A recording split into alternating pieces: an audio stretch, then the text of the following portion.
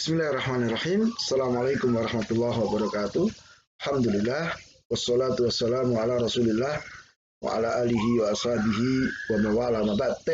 Kita masuk di pelajaran ke-29 yaitu keumuman risalah Nabi Muhammad SAW.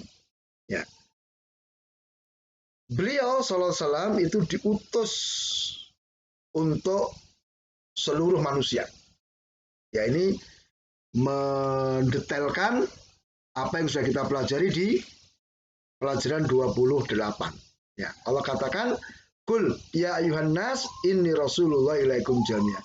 Katakan, wahai manusia, perintah dari Allah kepada Rasulnya, agar Rasul mengatakan, wahai manusia, sesungguhnya aku adalah utusan Allah kepadamu semuanya. Jadi tidak khusus kepada bangsa Arab, tapi seluruh bangsa manusia, Arab ataupun non-Arab yang kulitnya putih, hitam, coklat, ya, dan yang lainnya. Asal dia manusia, maka Rasul diutus kepadanya. Ya, bahkan beliau juga diutus kepada kalangan jin. Allah terangkan di Al-Ahqaf 23 dan 29, wa sarafna ilaika nafara minal jinni yastami'unal Qur'an. Falamma khadaruhu qalu ansitu.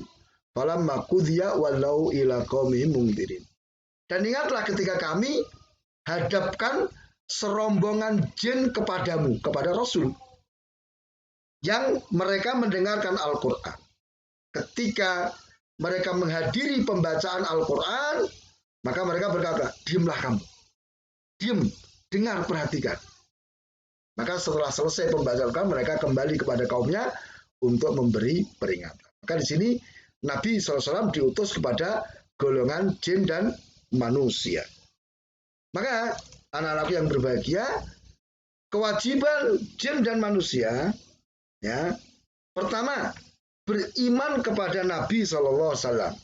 Jadi mengimani bahwa beliau adalah betul-betul utusan Allah.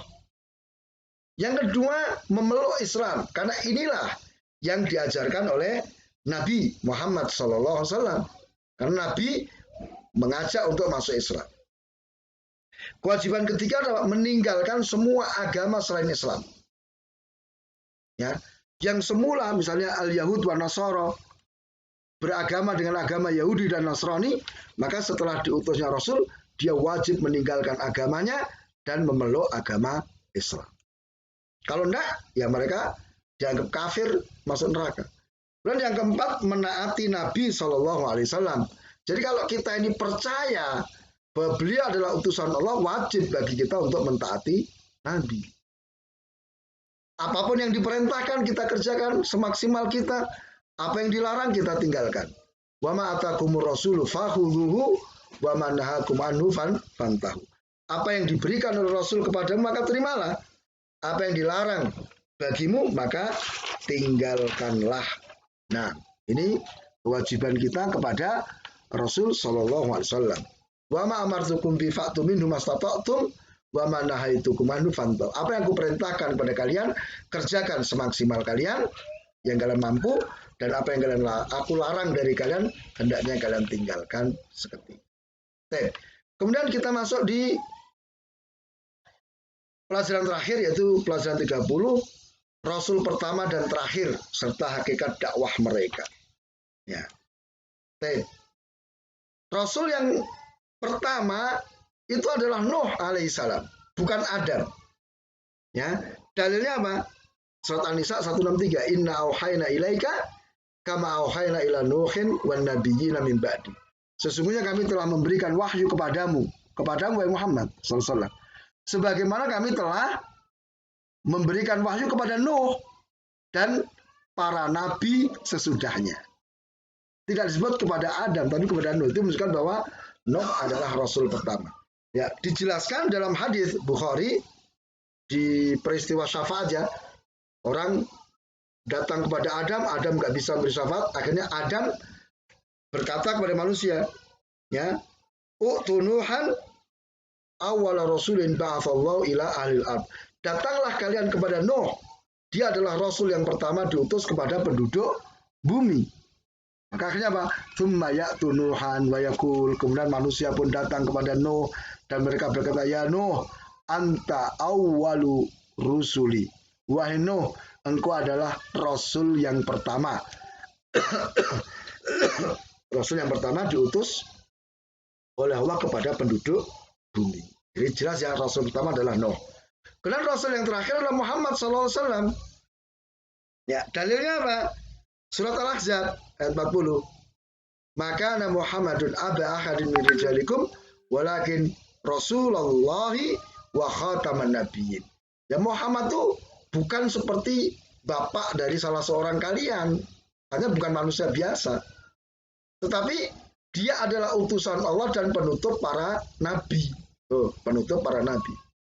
Ya, dalam hadis riwayat Muslim juga seperti itu. Ya, wa ana khatamun nabiyyin la nabiyya ba'di.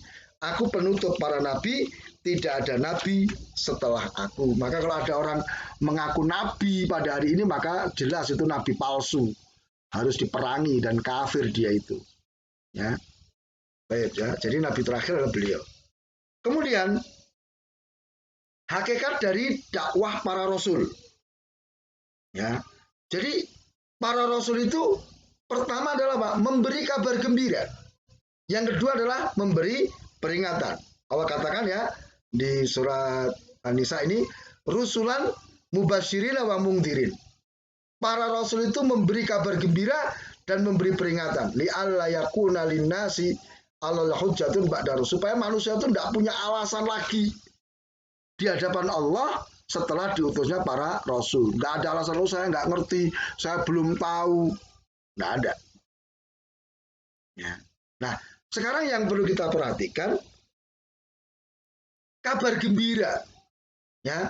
Jadi para rasul memberi kabar gembira kepada orang-orang yang mentauhidkan Allah dan menaati Allah. Ini jadi yang diberi kabar gembira adalah orang yang mentauhidkan dan menaati Allah. Kabar gembiranya apa? Yaitu mereka akan mendapatkan rahmat dan surga Allah Ta'ala. Jadi yang diberi kabar gembira kaum mukminin yang bertauhid dan menaati Allah, kemudian kabar gembira apa? Mereka akan mendapatkan rahmat dan apa? Surga.